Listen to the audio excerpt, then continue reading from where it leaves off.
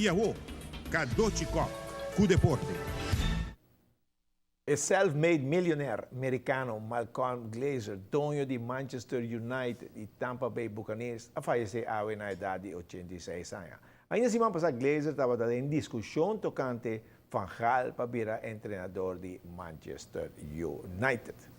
E já domingo, para 6 horas de manhã, está no lugar de 2 carreiras de 6 e 10 km de Guardian Group Fathom.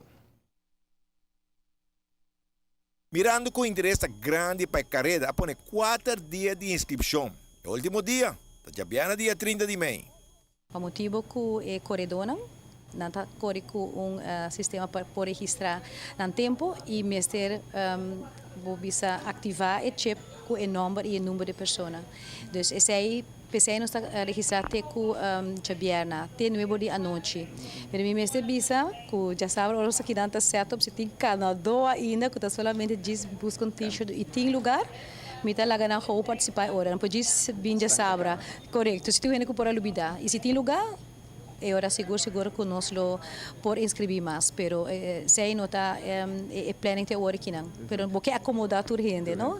Nós também tem diferente número color número color preto, se aí indica estão com corre, estão com cana com esse aí tá. Sim, para motivo de nos logo novo de Guardian Group Fathom, nós uso de nos logo com color não variar, na onda que nós tem t-shirt aqui orange como color e o número de carreira tá diferente. Nós tem, por exemplo, color fúcsia, tá para corredor de 10 km, é binha tá para corredor 6 km e gel tá é para Canadá 6 km. Então, tem 3 colores para 3 diferentes possibilidades para cana of core. E ruta? E ruta, mesmo coisa que eu passar. Para aqui que você é uma ruta que está hopi safe e participante também a gostele. Então, eu começar aqui não for tiki mais específico saída de parqueerplaats de nós, loura vai banda de parqueerplaats de Lingensons, subir caminho de Sasaki, então na cruzada de Superfoot, também é caminho de Bubali.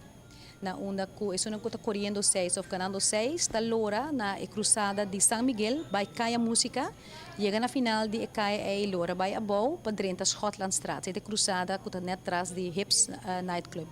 E isso não está 10, está seguindo naturalmente straight by Tena e cruzada, of te weg eigenlijk de Frans Figueroa, Duet Center. Lora vai para Zuid, Antona e rotonda de Tanki Flip, está bem back a bow. Passa na volta de naturalmente na cruzada de Texaco e atrás de Club Hips. Bem caba aqui na arriba de nos parqueerplaats.